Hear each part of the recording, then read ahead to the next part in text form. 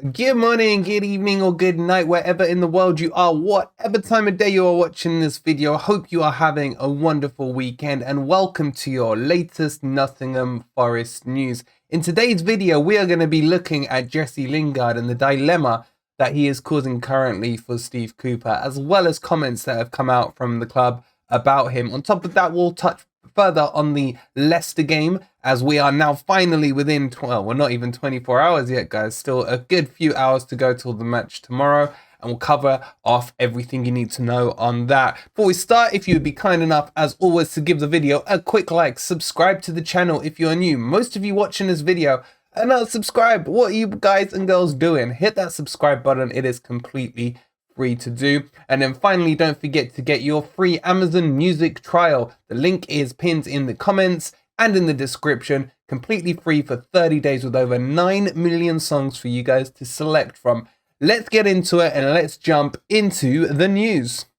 Okay, so I want to start with this Jesse Lingard and the comments that have been coming out from Steve Cooper about him. And it's quite interesting to kind of see what he said and also read in between the lines of what has been said. So I'm just going to quote it out to you. Come out saying that Cooper said, "Jesse and I are on great terms and we talk a lot. I've reminded Jesse that he only came in shortly after before the season started, should I say. And actually he's done a lot with missing pre-season to where he's at now in terms of personal, physical status. We don't want to see Jesse not starting games. That's not why he's here. He doesn't want to either. Every player will say that, but for sure we're both ready for him to step up and in terms of his contribution in the games. He hasn't been poor, don't get me wrong, he hasn't been bad, and a lot of times he's been good, but we also know he's really a really talented guy. We've really seen it in training. We spoke candidly together. Okay, not bad so far, but time to really show the worth now. I think we can expect that from him because he's had to do his pre-season during the season. With the international break, he's had a chance to take a bit of a deep breath and get ready to kick on now. We've had that conversation ourselves and we're looking forward to doing that." Those are the comments that come out from Steve Cooper on Lingard. I think there's a lot to unpack from it. Firstly, it's been clear to me, to you guys, I'm sure, as far as fans as well, that Jesse Lingard has not been performing. Now, it's no secret he wasn't my number one choice in the summer to pick up. But we got him, it pissed off TalkSport, it pissed off West Ham and a lot of others, and I got on board with that. But I've always made it quite clear I preferred the likes of Morgan Gibbs-White and Aouar in that number 10 possession. But we are where we are with him, and it's clear to see that they are still saying that he's not completely match fit in terms of his preparation for the season. Now, I take a bit of issue with this because we are now in October, and Jesse joined us, I think, towards the end of June. You guys will correct me if I'm wrong. So, yes, he didn't get a full preseason, but he got enough of a preseason to start to get him match sharp. You can give him, and I'll grant that he didn't play the whole of last year for Man U, the odd sub performance here and there.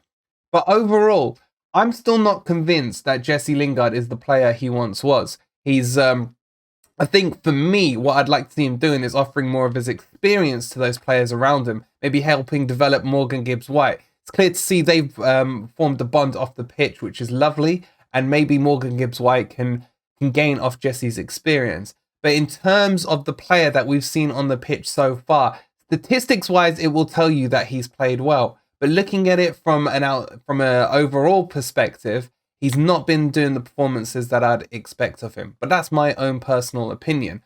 What I would say, the comments Steve Cooper has made, I would say probably reflects what I've just said in terms of Jesse Lingard not performing or putting on the pitch the levels that Cooper expected from him. I think what Cooper's saying here is the conversation has actually happened about Jesse Lingard, you need to buck your ideas up. Now, it may not have been in words that strong, but Cooper's never going to come out in the press and say, I've slated the player, we've done this, we've done that. And I don't think that's his style anyway. But I think what has been said is a clear, blunt conversation about his performances so far. Sounds to me like Jesse may have come to Cooper and said, why have I been benched for the last game or two? And then Cooper's explained why. And I'm sure what Cooper's done as well is explained to him why he's not been starting and what he needs to do to get himself back into that team. So I think it's a positive conversation to have. And what I like about it is that Cooper's noticing what we've noticed as fans in terms of Jesse Lingard's performances. So hopefully this will be the kick up the ass that Jesse needs to get the best out of him. And there's no better man to do it really than Cooper. He will approach it in the right way. He's not going to crush his confidence. He's going to build him up and help him get back to where he should be. It also comes at an interesting time because it's come just after the international break. And I think it's clear to see now that there's no way in hell Lingard's going to make the plane to go to the World Cup. So it's a good time for Cooper to be having that chat with him to check where his head's at, so that he makes sure that it was clear one of Jesse's objectives coming in, and I've got no issues with it, was to get in the England team to get on the flight to Qatar. However, that's definitely not going to happen. So Cooper's had to have that chat. It shows great man management. He's had that chat to check where his mind's at. Very unlikely he's going to do anything in the next month to get him on that plane. So I'm pleased that Cooper's had this conversation. Now, would I start Jesse Lingard on Monday? There's a good chance he will, because Morgan Gibbs-White probably isn't 100% match fit. He may be ready by Monday, but this may be a good opportunity for Cooper to say to Lingard, look, I'm giving you the 10 shirt. You're going in ahead of MG Dub. Let me see what you've got. This is your chance to prove it, and really applies some pressure on Lingard. Lingard should be able to take pressure on his shoulders from the background he's come from the type of competitions he was playing in, be it international, Champions League, Premier League, etc. He should be able to deal with a mission statement like that from Cooper. So I think he may start on Monday, and Morgan Gibbs-White may be fit enough for the bench. But let me know what your thoughts are on the comments from Cooper, as well as Lingard's place in the team. I still don't think he's our best number 10. I would always start Morgan Gibbs-White ahead of him. But in a 4-2-3-1, playing Jesse out on the left, I don't think would be the worst thing to do either, if he really is keen and he really means what he says about bucking up his ideas and bringing his performance. I've said it many times after matches, and I'll finish on Lingard with this, that it's not okay to keep hiding behind fitness.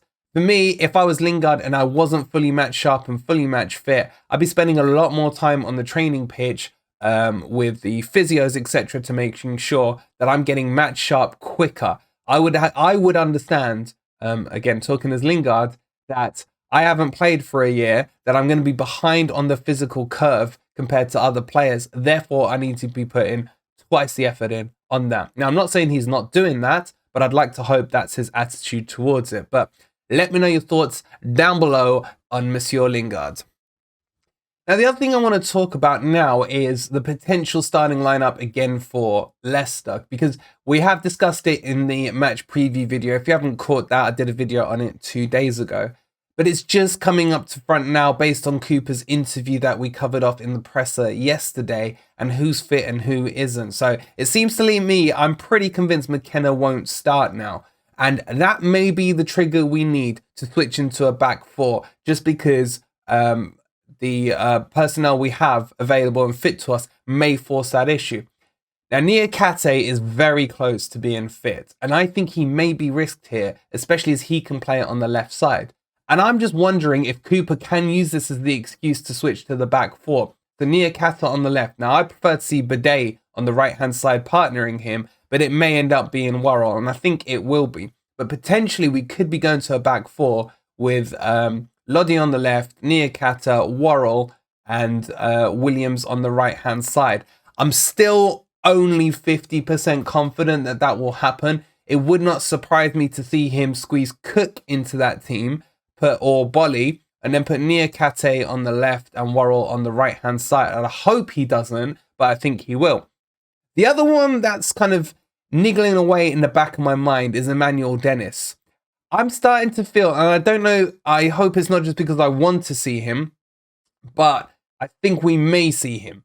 And the reason I'm saying this is they're giving him a lot of airtime on the Forest social medias. He's been really pushed forward over this last week in terms of time he's got, interviews he's had. You watch the training matches and things like that. You know, the colour bibs that they wear is sometimes a giveaway to where they're potentially looking at in terms of if they're in a starting team or the starting squad, etc.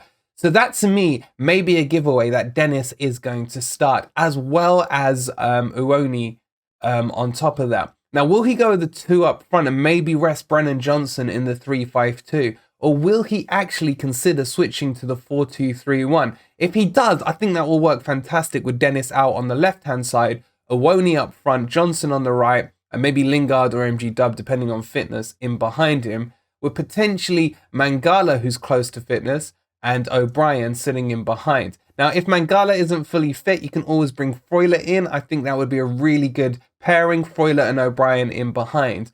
But I still can't say that I'm 100% convinced or certain of the formation he's going to go for or the personnel. I think this is a huge, huge game for us, and I think he has to get it right. And if he gets this wrong, we're bottom of the league, guys. Let that one sink in. But the pressure is on Leicester to perform and Leicester to get a result out of this game.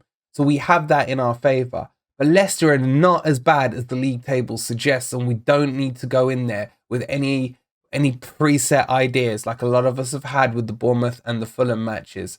This game is huge because if we win this game, we lift ourselves out of the bottom 3. We start to be able to look ahead to the Villa match. But he has to change the formation. He really, really does.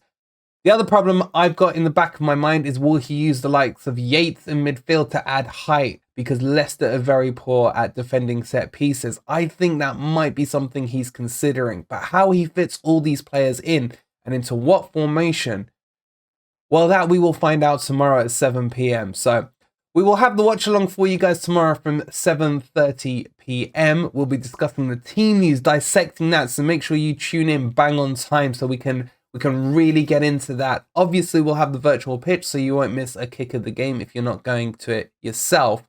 And then following that, we'll be doing the player ratings as well as the fan forum call-in, which might be quite late tomorrow night.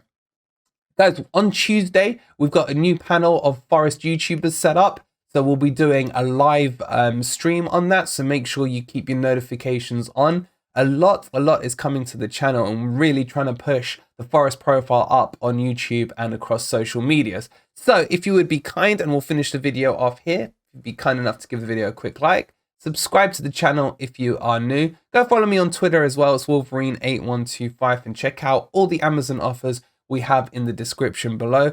We'll see you tomorrow for the Forest news on the final build up into the Leicester match. And come on, you Reds.